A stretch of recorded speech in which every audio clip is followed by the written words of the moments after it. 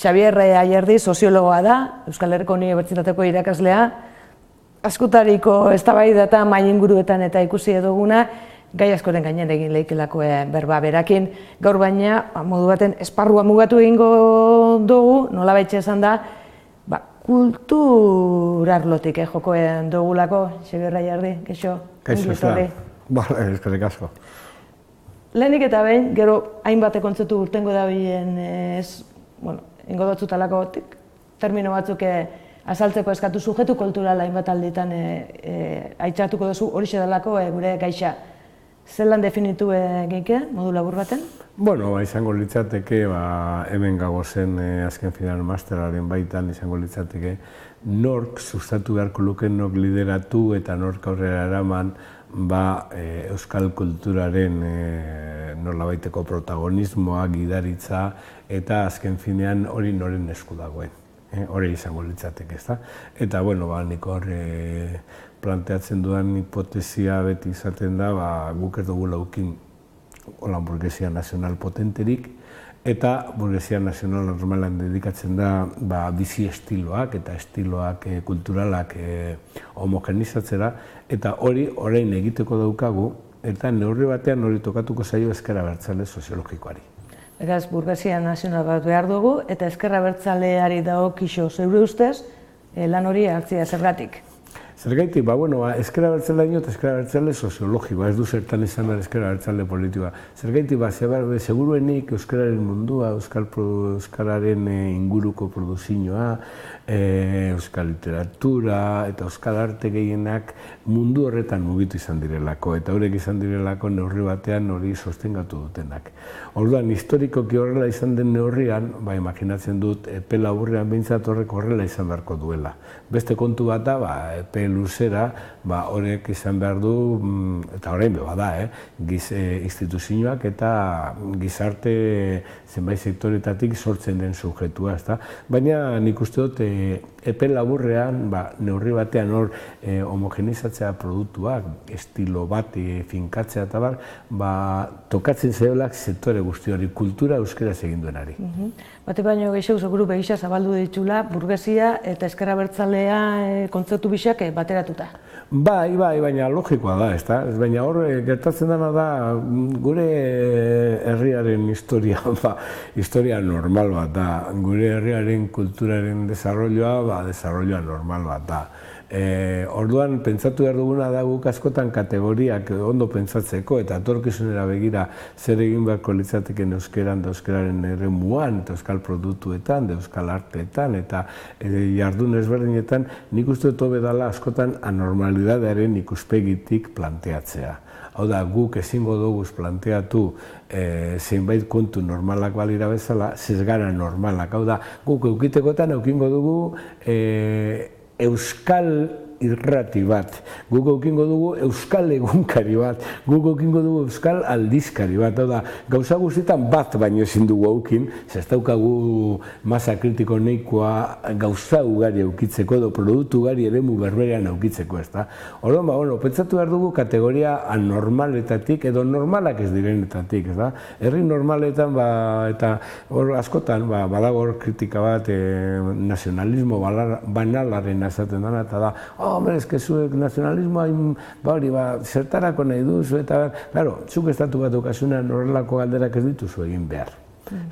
Baina hor, egoten da ugaritasuna dozein arlotan, gurean ez da posible. Orduan ikuste dut askotan hobe dela anormalidadearen logikatik planteatzea etorkizuna, ze egoera normal batetik abiatzen gara.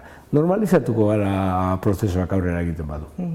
Hala ere, euskal komunikabideak badaude, gaur eguneko egoera hori da, akaso ez zuk esaten dozun indarre nazionale hori nahikoa daukanik? Ze holan, gertatu izan dena, estatu espainiarrean da, estatu frantzesean batez be, hor egon dira burgesia nazionala, Katalunian bertan, hauken izan dugu burgesia bat ekonomikoa zena, baina ere burgesia kultural bat. Guri burgesia kultural bat faltatu egin zaigu. Eta hauken izan dugun burgesia ekonomiko abertzale ere ezin liteke esan benetan burgesia botere txua denik ikuspegi ekonomiko batetik. Normal hor lotuta daten da botere ekonomikoa, botere politikoarekin da botere kulturalarekin. Eta klar, hori dituzunean gero botere soziala badaukazu. Eta botere sozialak inposatzen ditu herrialde bateko estiloak, eta izakerak eta bat. Guk hori ez dugu eukin botere ekonomiko potenterik, ez dugu eukin burgesia ekonomiko potenterik, eukin dugu burgesia bat, baina nolabait etxekoa, etxean ibiltzeko modukoa, eta orduan hor ez dugu eukin kapazidade hori burgesia kultural bat egiteko. Burgesia kultural hori eukin dute katalanek, eta neurri batean horti sortu da katalanismoa, eta horti sortu da hizkuntza katalanaren potentzia ere, ez da? Claro, gurean euskararen potentzia konparatu da katalanarekin oso potentzia ahula da, ez da? Ahula da edo erdipordikoa. Orduan, guk ez ditugu eukin historikoki hainbat euskarri, eta orain asmatu egin beharko ditugu edo lortu egin beharko ditugu. Eta beraz, Kataluniatik hori ikastea proposatzen duzu orain, zer hartu genke adibidez, edo nondik hasi genke? Nik batez be, burgesia nazional baten bilakeran hariko nintzateke, baina batez be eremu kulturalean planteatzeko. Eremu kulturalean planteatzeko. Nik uste dut sujeto kultural berri bat sortu behar dela, eta sujeto kultural hori neurri batean, klaro, lehen esan duguna da, kontraesan bat dirudi esker soziologia bat edo esker politika bat sostengatzen duen gizatalde bat esaten badiozu era berean horrek jokatu behar dutela burgesiaren lana, esango dut, baina hori zer dino, hau burutiota dago, hori kontraesan bat da. Kontraesan bat da, baina ez da, esango dut, kontraesan logiko bat da. Baina ez da kontraesan sozial bat, ez da kontraesan historiko bat, hau da, historia joan den bideetatik, eta orduan askotan tokatzen zaizu, zuk uste zenituen paperak egitea. Eta orduan, behar bada, hor, oso importantea litzateke, euskararen arloan, hainbat indar metatzea, eta nioan euskara da, euskara gehi, euskararekin egiten diren produzio eta kultura guztia. Ez dut esaten euskara bera, esango dut euskara berak, badauka behar da hizkuntz politika bat, eta hori garatzen da neurri batean, baina kontua da orain beste bultzada bat ematea. Eta ez daitela beti bezala postergatu euskararen da euskal kulturaren arloa logika politikoaren ondorioz. Nik uste dut egin dugula logika politiko bat non, ni beti esaten dute, eske zoritzarrez euskaldun izatea oso erreza da.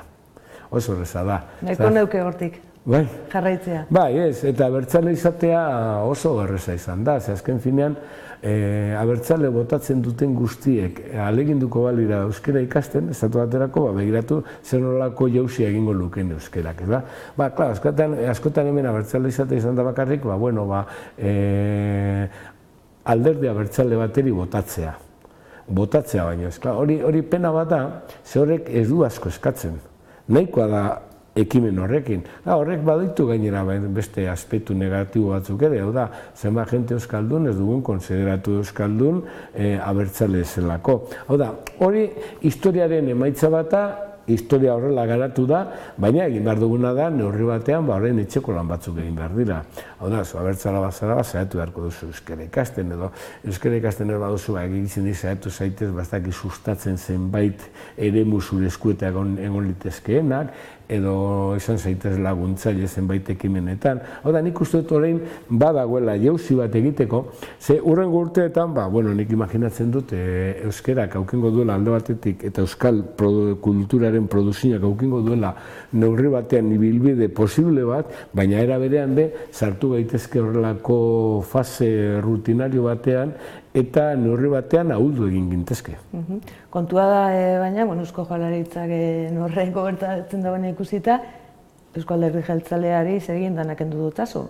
Ez, nik zeregin guztiak ez dut azkentzen, eremu instituzionaletik asko egin liteke, eremu instituzionalak asko egiten du, ez bakarrik dirua banandu eta abar, azken finean, pentsatu behar duguna, azatako hizkuntz politika hor daukagu, irakaskuntzan egiten dena hor daukagu, hori oinarria da, baina kontuaren litzateke, euskal kulturak behar badu beste loraldi bat, loraldi hori nondik etor liteke.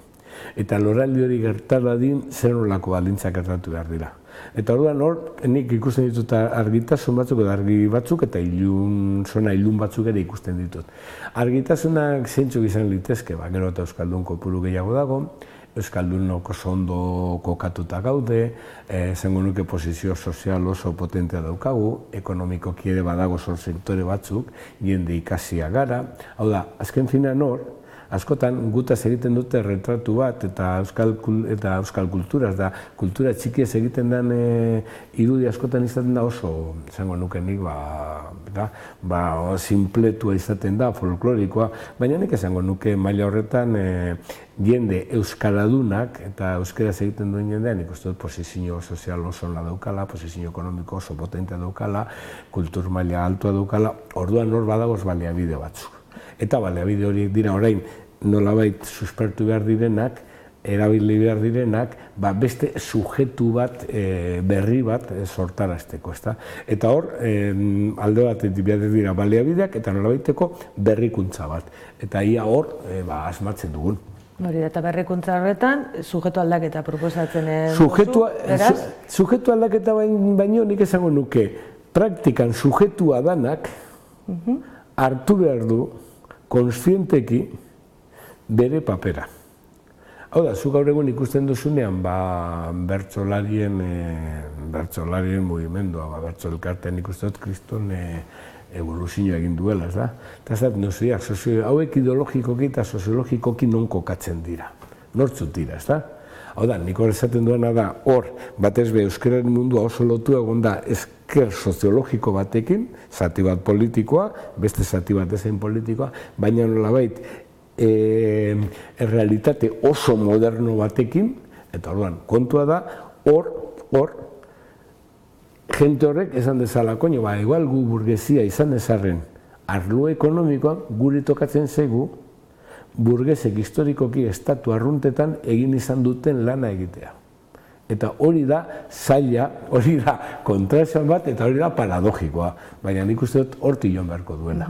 Zure hitzaldian bitartean hainbat iritzi trukaketa izan dira, eta hortxe atera dira, besteak beste, botere ekonomikorik ez dagoela ezer askorik egiterik, hau da, Eusko Alderdi Jeltzaleari zer dagokion diruz laguntzea bakarrik gobernutik, ez? Ez, nik uste dut abertzaletasunak sartu behar duela beste fase batean, lango eta egin kolaborazio fase batean, eta gainera nik uste dut momentu oso egokia dela horretarako, oso egokia dela, ze azken finean, neurri batean presentzia potente bienak dira Euskal Legebiltzarrean, badago hor lankidetzarako eremu erabaki hor bat, eta nik uste dut bi edo hiru arlotan behar direla adostasun oso handiak, niri azaterako asko kezkatzen dit, gizarte politiketan adostasun handi bat egotea, ezta? Hori asko interesatzen zait. Egoera industrial batetik ere adostasun bat behar da. Baina, eta hau da normalean baztertzen dugun elementua, baina uste dut baita kulturaren arloan, kultura zentzurik zabalenean, kulturaren arloan, behar da, hor lankidetza bat, eta lankidetza horretan nik uste dut, kontua dela baliabidean hor jarri ditzakeen, baliabideak eta zer truka dezaketen, eta neurri batean nortzuk izango diren horren protagonistak. Ikusita gaurdaino nortzuk izango diren, segurinik ere etorkizunan bentsat berdinak izango dira. Horrekin lotuta diozu hegemonia kultural bat planteatu behar dela? Bai, eta nik arrisku batzuk ikusten doaz, esango nik arrisku importantea duela gutxi, geunden hor jardunaldi baten, migrazio berriarekin etorritako hizkuntzek planteatu zizaioketen arazo euskerari, nik esaten nuen ez euskerari, hizkuntza horiek ez diote planteatuko neurri batean inolako arazorik. Euskerari momentu honetan planteatuko dio zoritxarrez, arazoa alde batetik gaztelera beti bezala, Ze mundu guztiatak euskera, gaztelera beraz askotan izaten duzu eta zergatik euskera hain beharrezko, planteatuko dugu, baina beste mehatxua niretzat eta benetako mehatxua ingeleratik etorriko dana izango da, hau da azken finean, eta klaro, ingeleraren esatu baterako eta ingelerara nola inkorporatzen ari garen ikusteko oso importantea da esaterako Bilbotik bueltatxo bat ematea eta ikustea nola eskaparate guztietan dagoeneko inskripzio guztiak ez diren beherapenak ez dana eta ingeleraz. Izan daiteke edo kanpotik datorrelako bisitari asko eta orduan horiek erakartzeko edo izan daiteke konturatu barik ere gu sartzen ari garelako mugimendu baten irentzi egingo gaituenak. Orduan nik uste dut hor badudela arrisku batzuk, badago hegemonia bat planteatu beharra, ze azken finean hegemonia planteatzeko euskal kulturatik nik uste dut baliabidea badago zela. Hau da, euskaldungoa ez da herri tradizioan oinarritzen den herri atzeratu bat, jende askok ikusi nahiko lukeen moduan, ez da? Hau da, gu ez gara bazter folkloriko etniko bat, zarkitua, hor iraganean geratu garenak eta evoluzionatu ez dugunak, ez, euskal gizarte oso gizarte modernoa da. Eta euskal gizartean baitan, da nik euskal gizartean sartzen dut biztanleria osoa, baina euskal gizartean baitan, gero, jende euskaldunak, eta nik esango nuke jende euskaldunak Gipuzkoan, esango nuke jende oso jantzia da, jende oso prestatua da, posizio ekonomikotik oso ondo kokatua dagoena, beraz baditu hainbat tresna, baditu hainbat oinarri, eta Gipuzkoan zentratzen dut batez behar da, Urola kosta batean, Donostiarekin, Goierri, planteatzen dut ere hori bat Tolosaldea sartuta hor, Debagoiena, hor badago nolabait, horrelako eremu bat, benetan berrikuntzak edo behintzat berrikuntzentzat oinarriak ipintzeko.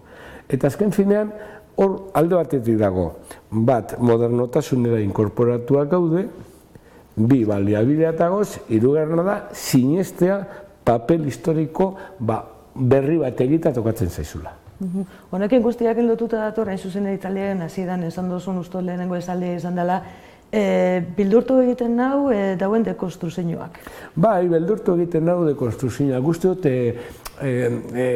jokatzen ari garela euskaldunok eta hainbat nik horrek ekimen ikusten dituanak eta ikusten duena da, bat dirudiela hain modernoak izan da, sukaldaritzan egin duguna kulturarekin ere egitea. Honekin zer esango dut, esango dana da ezin gara ibili hankaz gora ipintzen ez, tradizioak asmatuak dira, baina tradizioak asmatuak dira, baina asmakizun derrigorrezkoak izan dira. Ez dira hartaz asmatu dugula, gero jendea sinestu egin behar du tradizio batean bizi dela, eta pentsatu behar du tradizioa datorrela, jendea pentsatuko du gona eskozesa, eskoziarra dela, Braveheart zebilenetik han borrokan ez, hori 1806koa edo uste dut dala. Hau da, azken finean, momentu batean hor sobratu egin zen telamordo bat eta horrelako oso batzuk egin zituzten. Gertatzen dena da orain, badirudi antigualeko kontu bat, ala. Tradizioa badute balio oso importante bat, eta da, tradizioa sinestu egiten dira, tradizioetan sinestu egiten dugu, beraz, horrek euskarri bat ematen digu. Orduan, klaro, orain alain jendeak esatea ez, baina konstrukto bat eta gizartea konstrukto bat, bai, badakigu, konstrukto bat zer. Baina ez dezagun, edo ez gaitezen ibili gu beti biluzten gu geu, inguruan ikusten duzunean horrelako prozesurik ez dagoela.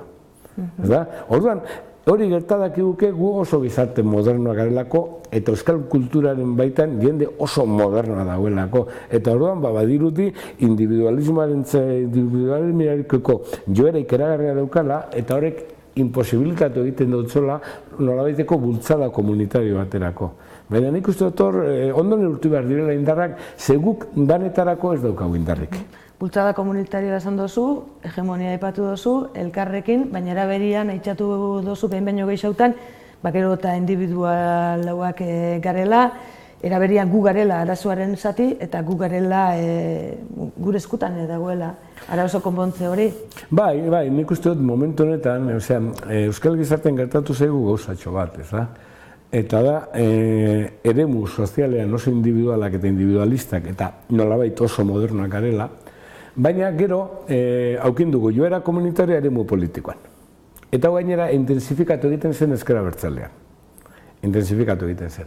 Claro, momentu honetan kontua da politikoki ezker abertzalean da oro har abertzalegoan badago inplosio bat, eta nolabait ahultze bat badago eta politikaren gainbera bat badago, honek eraman diezaguke bakarrik individualtasunan geratzea eta referentzia komunitarioa desagertzea.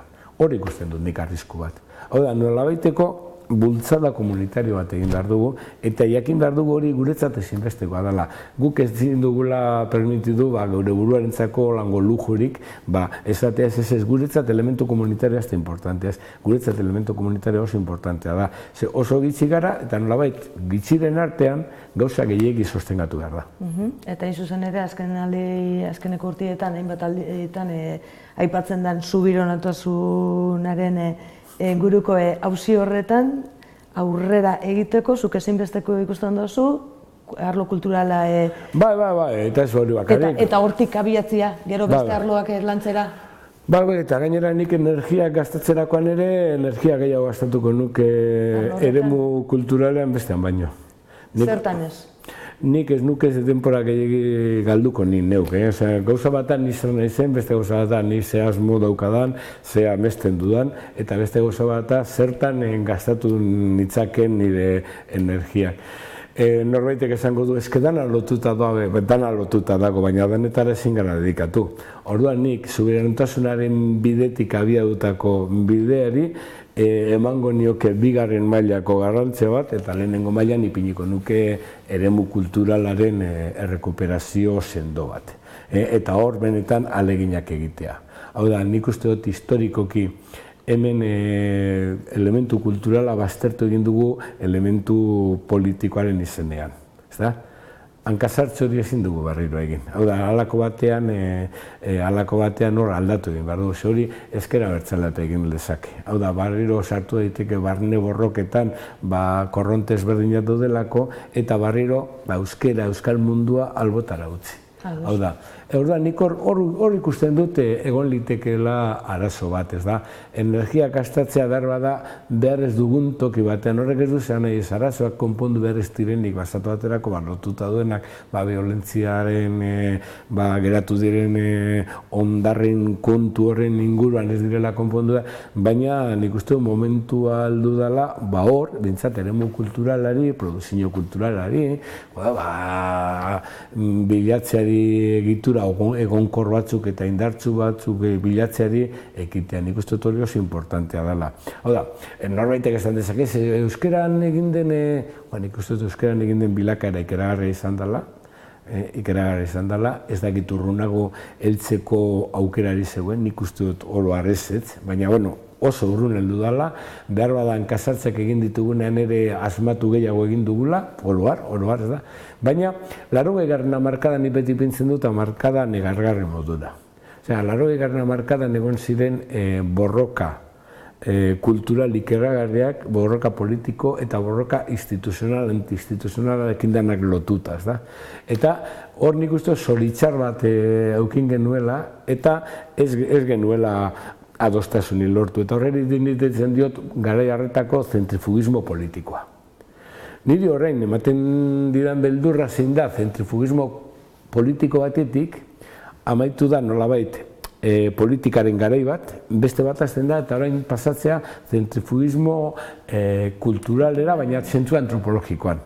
Danok individualak gara, badaukagun neurri batean ezintasun bat beste batzuekin kolaboratzeko, denok geure buruaren gidari izan nahi dugu, neurri batean adostasunak gero eta zailagoak dira, eta orduan bakoitzak ekingo dio bere bizitza pribatuari, bere bizitza personalari, eta nolabait baztertu egingo ditu elementu amankomun komunitario horiek. Horrek ematen deuz neurri bateko nik esango nuke reparo, beldur, ez dut esango izua. Nik uste dut orain arte asmatu bada, segure nik etorkizunean ere asmatuko da. Baina izan daiteke garai tramposo bat ere. Hau da, konsideratzen duzunean, berdintasunaren hainbat kontutan gaur egun bizi ditugun arazoak bezala, ez da? Badirudi, genero berdintasuna aurrera egin duela, baina gero agertzen dira hemen fenomeno batzuk esaten dituzuna, baina zer gertatzen ari da. Hemen be gauza bera gertadakiguke, badirudi euskera norri batean ziurtatu dela, badirudi honek berez aurrerantz egingo duela, inertziak eramango diola aurrera, dana joango dela ondo, eta era berean izan daiteke ahultze prozesu bat bizitzen egotea. Horrek ematen dit kezka, ez da? Segurutzat daukasunean egoera bat, gero hori momentu batean bilakatzea zure kontra. Amaitzeko, Xabier, diskurtso politia, duda barik, erreala, hau da, honen gainean, gai honen inguruan egin duzue berba, ez dakite, akaso sujeto, edo baitzat akuilu izen lehikenekin? Ez niri gertatzen zaidana da, litakite askotan sartzen naiz berba da, ez dagokidan soloetan, ez da? Eta gogoratzen dut honetaz reflexio hau egin duela, eta 10 bat urte edo, eta gero noizean bin sartu naiz, atera naiz, euskararekin gauza bera gertatu zait, euskara ez da esan nik egin aztertu dudan edo ez da, ez nahi zegoen sekula soziolinguistika, baina nik esan dut lango fundamentuzko ikuspegi razonable batekin zer esan litekeen, da? Nik uste dut behar bada momentua dela orain behintzat politikaren aro bat bukatu danean eta beste bat hasten danean, behar bada errepaso orokor bat egiteko. Eta ikusteko iaia non ditugu asignatura batzuk oraindik gainditu gabe, zer sendotu beharko litzateke, zer planteatu beharko litzateke ikuspegi nazional batetik. Orduan, ikuspegi nazional horretatik planteatu behar diren hainbat konturik nik egingo nieke, nolabaiteko bueltatxo bat horra sartu, esan ia maigainan ze arazo importante dagoz, dinamika sozialek nora eramaten gaituzte, ze dinamika sozialek eramango digute gizarte aberatz batean, eta gureak gizarte oso aberatza da, pertsona oso aberatzekin eta gu oro har oso aberatzak gara, ikusita, kontestu orokorrak eta bar, ez da? Eramango digu nolabaiteko individualtasun batera. Eta individualtasuna nik ondo baloratzen dut, individualtasunari esker, pertsono gara, duintasuna daukagu eta duintasunetik planteatzen ditugu hainbat kontu, da, askotan individualtasuna konfunditzen da individualkeriarekin, ez da? Edo egoismoarekin ez dauka zertan izan behar. Bakoitzaren protagonismoa da aldarrikatzen dut batzuk. Bai, nik dino dana da, hori oso importantea da, baina era berean, orain jakin behar du gustartzen elementu individualak eta behar ditugun elemento komunitarioak. Eta hor nik uste dut eskuzabalak izatea alde guztiei dagokigula. Eta danok nolabaiteko etxeleko lan batzuk egin beharra. Egin beharra, gauzatzuk izan litezke folklorikoak eta gauzatzuk izan litezke sakonagokoak. Baina nik gauza folklorikoi be importantzia ematen diet eta gauzak sakonagokoi ere, ez da. Baina momentua da, ez da, nik uste dut esaterako euskaren inguruko reflexioa, nik uste dut lortu dela gero eta diagnostiko amankomunago bat, ez da.